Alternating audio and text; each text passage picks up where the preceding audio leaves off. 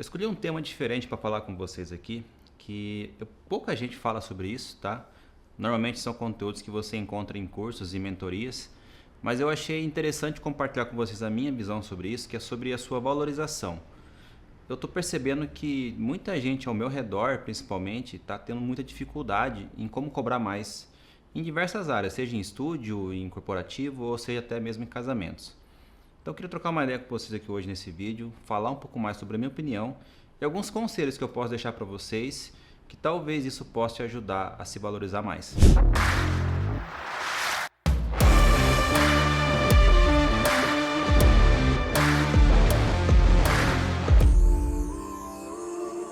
Olá, seja muito bem-vindo ao meu canal. Caso você não me conhece, meu nome é Fabiano Franco, sou fotógrafo e tenho um estúdio de fotografia no interior de São Paulo. O estúdio é uma das ferramentas que eu uso para trabalhar, para alavancar mais a minha marca, a minha branding, o meu conteúdo, o meu trabalho, a minha essência, digamos assim, né?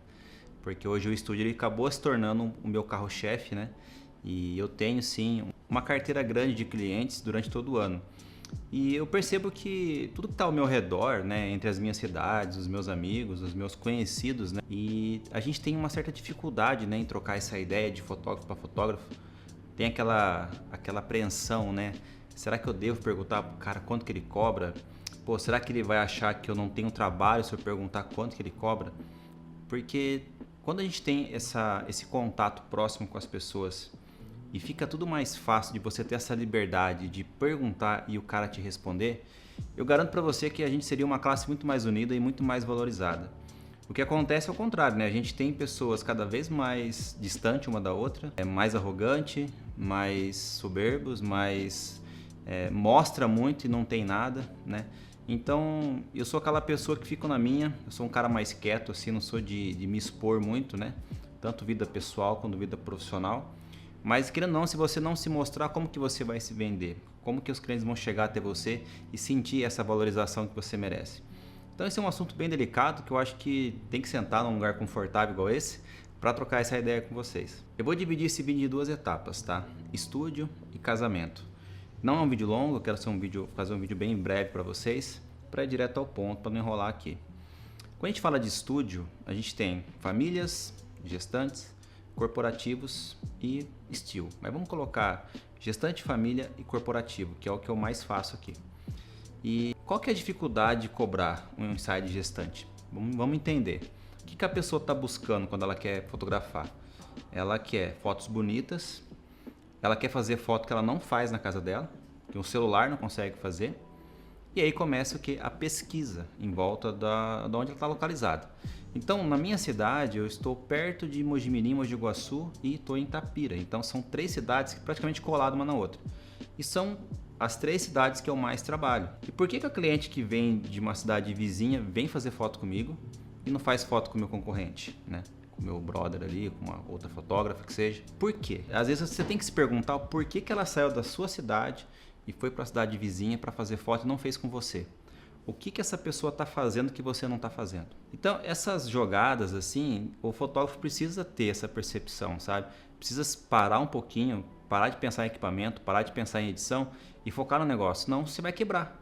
E eu faço muito isso, sabe? Eu reparo muito o porquê que o cliente está deixando de vir aqui, ou por que ele veio. Eu pergunto, às vezes eu falo, mas por que você veio fazer um ensaio comigo se você mora em Mogi Guaçu, que é uma cidade vizinha? Ela fala, eu não sei, eu gostei das suas fotos de gestante, ela é mais clássica, né? É mais elegante. Aí você começa a analisar, tá, clássico e elegante, o que isso quer dizer? Que é uma luz caprichada. Quando você tem uma luz bem feita, uma luz caprichada, uma luz bem desenhada, a intenção correta através da luz, né? Você percebe que o cliente que tem um poder de pagar por isso, ele está disposto a pagar, só que ele tem que sentir essa foto. E o que está acontecendo? Talvez as pessoas que estão à minha volta não estão se dedicando o suficiente para atrair esse público que paga mais. E é diferente, né? As pessoas que pagam de R$100 até R$300 um ensaio, dificilmente vai ser um público mais alto, né? É um público mais baixo. Não que seja errado, tá? Mas são percepções de visão de foto diferente. E eu entendo que a minha fotografia ela tem que comunicar com quem eu quero. E hoje eu estou querendo comunicar com um público que paga um pouco mais. Então hoje as minhas sessões ficam em torno de 1.500, 1.800, 1.200, por aí. Fica nessa oscilação, né? dificilmente eu faço algum ensaio de gestante que vem em menos de R$1.000. E são ensaios de 1 hora e meia no máximo. E enquanto isso a minha concorrência não consegue cobrar R$1.000. Agora você tem que se perguntar, eu estou fazendo pelo menos algo próximo dessa pessoa que cobra mais de R$1.000? Sabe essa comparação? Por mais que doa um pouco, às vezes você fala assim, pô, mas eu não tenho aquela luz, eu não tenho aquela câmera, mas você não consegue entender que não é só isso, né? Que não é só essa questão do equipamento. Aí que vem a segunda etapa, é o posicionamento. Como que está o seu posicionamento aí na sociedade? Se realmente está passando um valor que o seu cliente consegue entender, ele está sentindo esse valor, a maneira que você fala, a maneira que você expõe, a sua confiança para falar, tudo isso está sendo bem claro, bem definido, exatamente do jeito que você está planejando fazer, está chegando para o cliente essa mensagem? Então pode ser que isso aí seja um fator que muitos fotógrafos não prestam atenção. A gente vê muito em congresso, vários palestrantes, né? Sobe no palco, fala muito bem, não sei o quê. Mas será que está vendendo bem? Porque, cara, são histórias que se repetem, né? Muitas pessoas que falam muito, mostram muito ali na hora, mas realmente a realidade não é essa, né? E tá um pouco assim complicado ali a parte financeira, por conta de vendas mesmo, né? Então as vendas do estúdio que eu tenho hoje, qual que é a minha meta aqui com o estúdio? O estúdio tem que pagar o meu custo de vida e meu custo de trabalho. O casamento hoje eu considero ele como um extra, é onde eu consigo fazer retiradas maiores. A hora que você define essa estratégia, você foca no estúdio para quê? Eu tenho que ter X ensaios por mês para pagar meu custo e minhas despesas pessoais. Se você conseguir atingir essa meta mensal, é isso. Tá lindo, por quê? Se entrar um casamento, 2 casamentos por mês, é um extra, entendeu? Você não tá contando com esse dinheiro.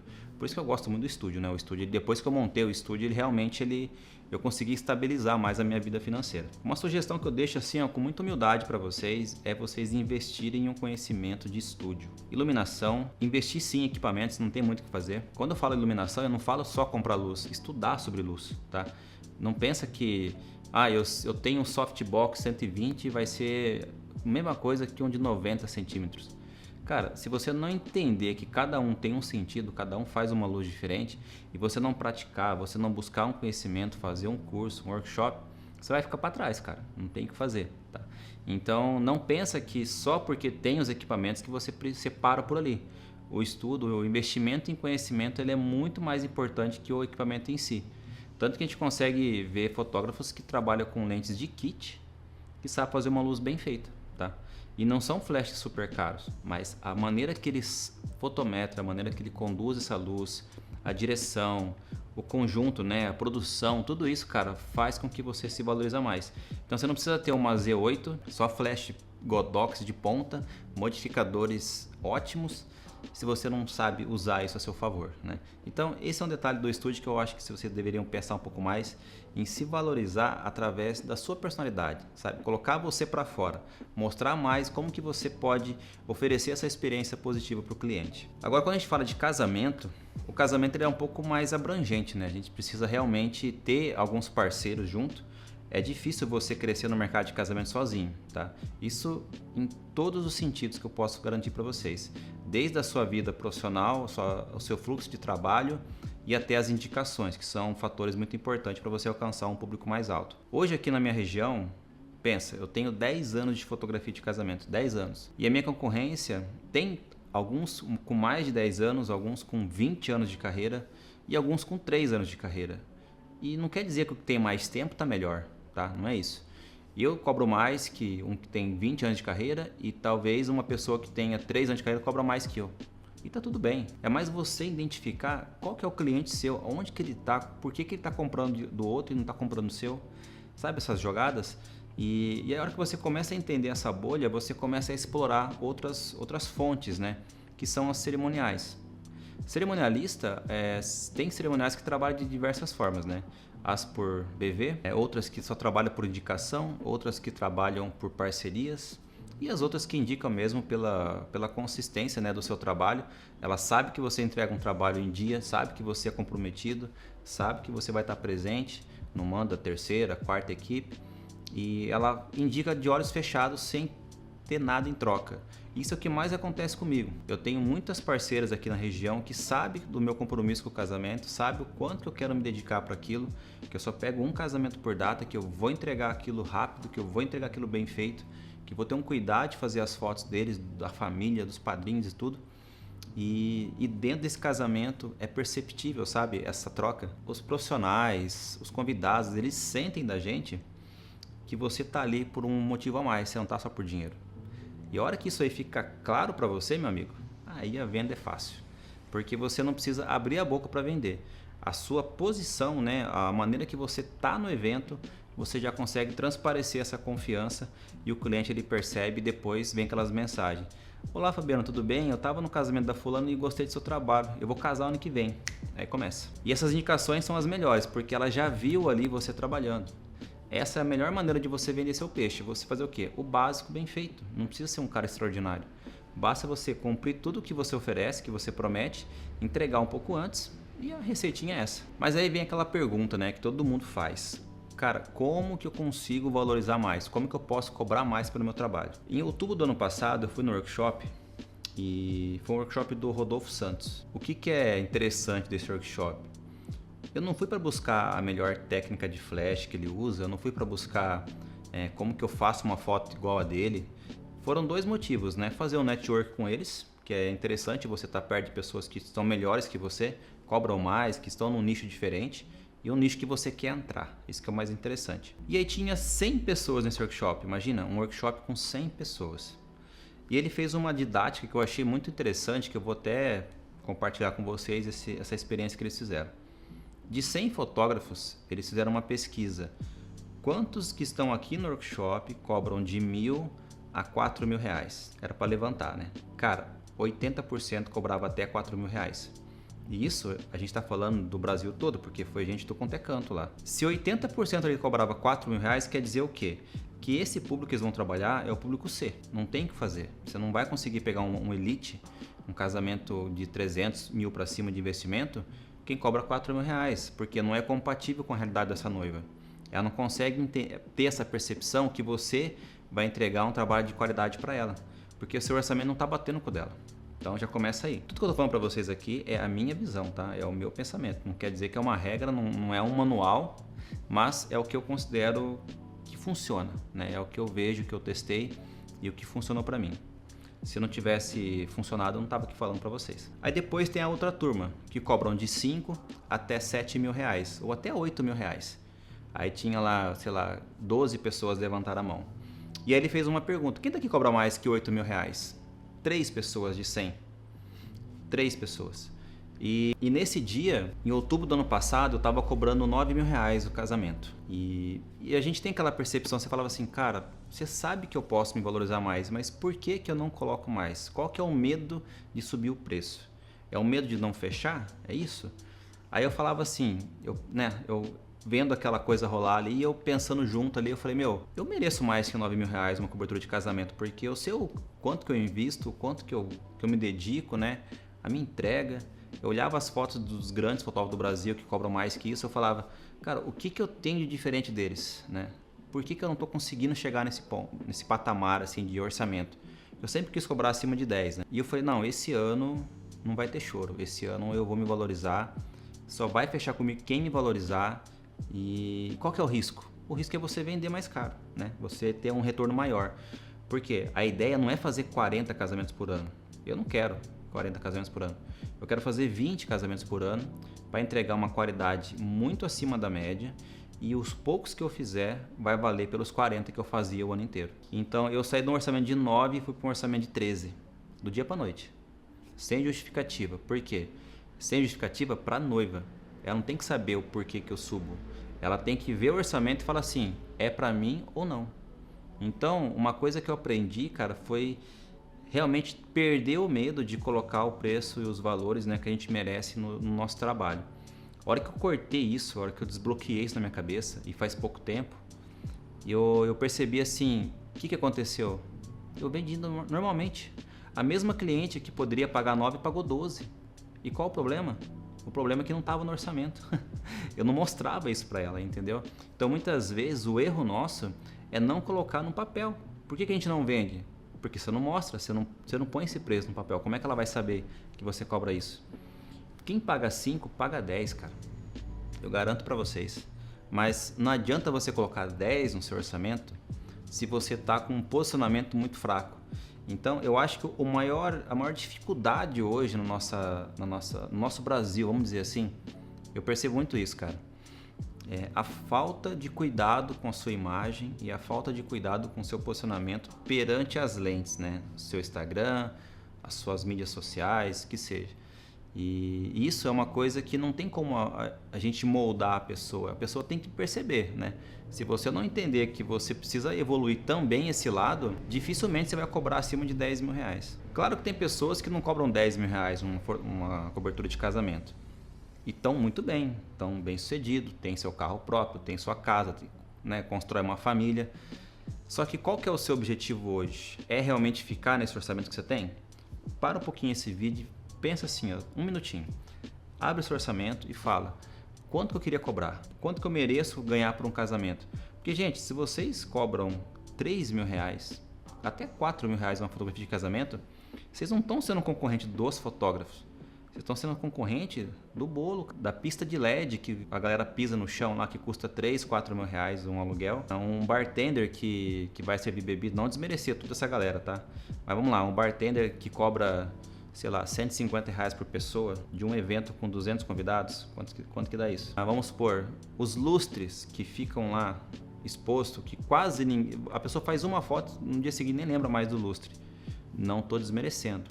Nada que eu estou falando que estou desmerecendo. Eu estou falando por onde que o nosso concorrente está indo. E a gente não está concorrendo com o fotógrafo, cara. A gente está concorrendo com o chinelinho do casamento, com o convite do casamento, com essa turma, entendeu? Com o doce. Eu já fui em casamento que eu fui mais barato que o bolo do casamento. E quando eu via isso, eu não ficava cabreiro com a noiva, eu ficava bravo comigo. Assim, eu falava, cara, como que eu sou um merda, né? Ou eu tô no casamento que eu sou mais barato que um bolo. E não era um bolo artístico, uma pessoa, né, renomada e tal. Era um bolo, cara, que foi caro porque a noiva quis investir mais no bolo. Eu já fui em um casamento que o vestido custava 60 mil reais. E por que eu não posso cobrar acima de 10 um casamento? Por que eu não posso cobrar acima de 20 um casamento? Então hoje, a minha realidade é cobrar hoje o meu ticket médio de venda no casamento, ele varia de 12 a 18 mil reais. Às vezes com álbum, às vezes sem álbum, então varia de 12 a 18 mil. E está vendendo normalmente, que praticamente são o mesmo tipo de cliente que pagaria igual ao ano passado, que eu estava cobrando 9. Olha a diferença de orçamento. E o que mudou? Eu comecei a me valorizar mais pessoalmente, comecei a cuidar mais da minha imagem, comecei a falar um pouco melhor no Instagram, parar de gracinha, parar de postar meme, essas coisas. E você amadurece, né? E a hora que você entende que isso aí é o caminho para você prosperar, você vai fazer com muito mais zelo. Então hoje, graças a Deus, a gente tem uma carreira que os clientes aparecem e o Instagram já mostra que eu tenho capacidade de fazer tanto foto de estúdio quanto foto de casamento. Mas o cliente que às vezes é muito recente, não tem nenhuma informação sua, que está de outra região, ele cai a primeira vez no seu perfil e um story seu é uma gracinha, um TikTok, lá, qualquer coisa que seja, você vai quebrar esse ciclo, entendeu? Não tem como o cliente gostar de você desse jeito. Então pensa, se o seu Instagram é a sua ferramenta de venda, você não pode falhar, cara.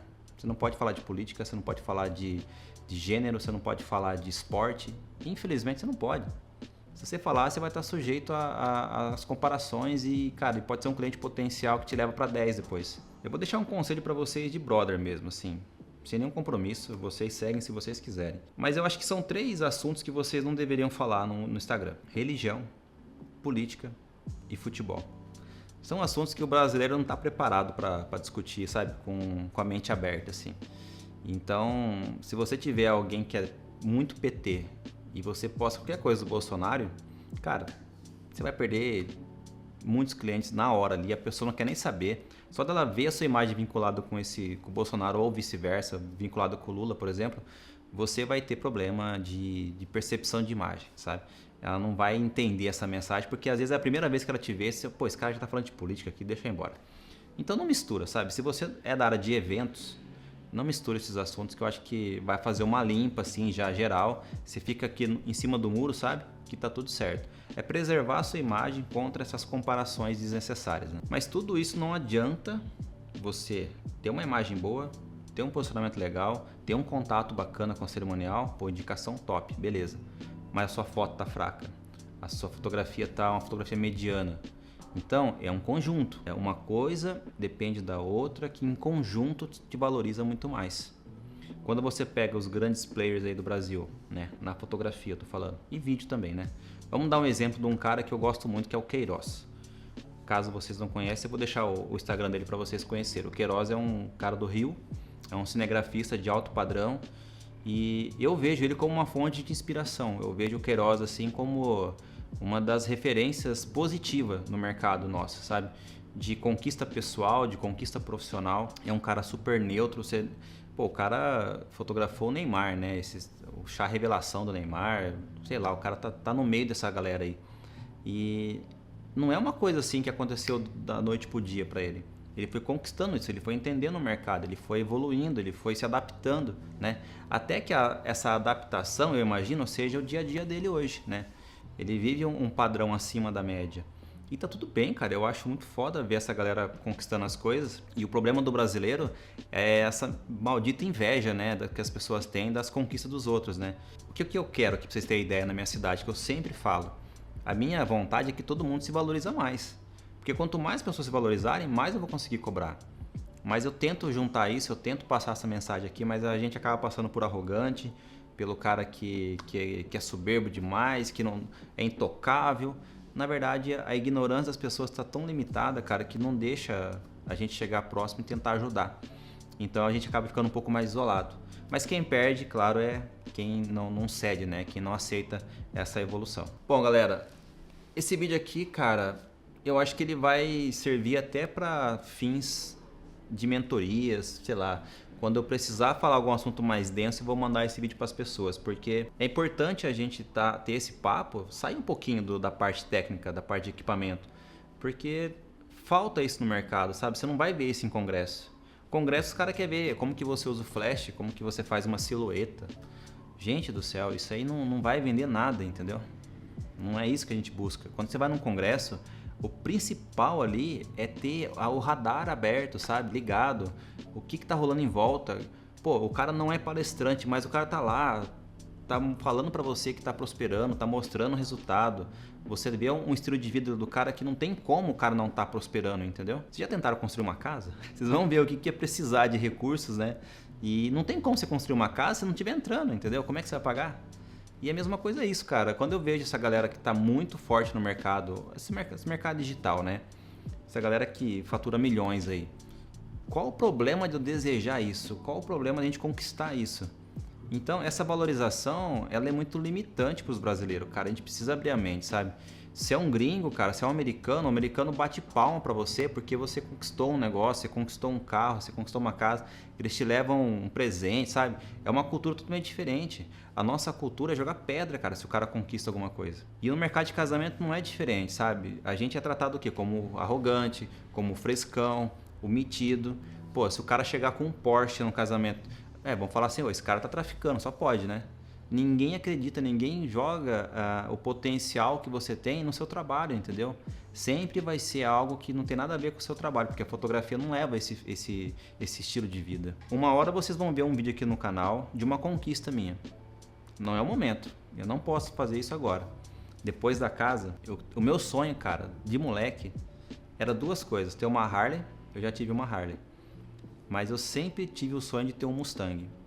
Cara, é um negócio, é um desejo tão, sei lá, é muito pessoal, né? Essas conquistas. Não é uma conquista que você fala, pô, o cara quer ter um carrão pra desfilar na rua. Não, cara, é uma conquista pessoal, entendeu? Quando eu comprei a Harley, velho, eu fiquei assim, igual uma criança. Eu andava sorrindo pra rua, igual um tonto, assim. Às vezes eu dava volta na pista aqui só pra andar com a moto, pra não ficar parado e sentir, sabe, toda a adrenalina que você sente quando você tá dirigindo uma Harley, né? A vibração, o barulho, a canela esquentando. E, cara, o Mustang é isso, entendeu? É um carro que eu sonho muito um dia ter. E se Deus quiser eu vou conquistar. E quando eu comprar, com certeza eu vou colocar aqui no canal para vocês verem. E, cara, é isso. A fotografia e o vídeo, ele tem esse poder de a gente escalar o nosso trabalho. Só que a nossa mentalidade não pode estar travada, entendeu? Você não pode estar preso. Tenta entender isso, por favor, porque o nosso Brasil, cara, tem muito potencial, a gente tem muito conhecimento. Se você parar para analisar o quanto de recurso limitado que a gente tem e a qualidade absurda que a gente entrega comparado aos gringos, a gente está muito na frente deles. Dá as ferramentas que eles têm para a gente, pra você ver o que a gente faz. Então, galera, não desanima, tá? Pode ser que você está vendo uma fase que você não está sendo bem pago, você não está conseguindo se valorizar, mas eu espero realmente que um dia a gente tenha essa conversa pessoalmente ou aqui mesmo nos comentários, que você fala assim, cara, hoje eu tenho uma valorização que realmente eu preciso, que eu dá prazer em trabalhar pelo que eu estou recebendo. E é isso que eu desejo para você, cara. Que você saia desse vídeo aqui motivado e realmente analisa bem o seu custo, vê se o que você está cobrando hoje faz jus ao seu trabalho e não tem problema nenhum, não tem risco nenhum de você subir o preço. O único risco, na verdade, é de você vender mais. Beleza? Bom, espero que esse vídeo aqui tenha te ajudado de alguma forma.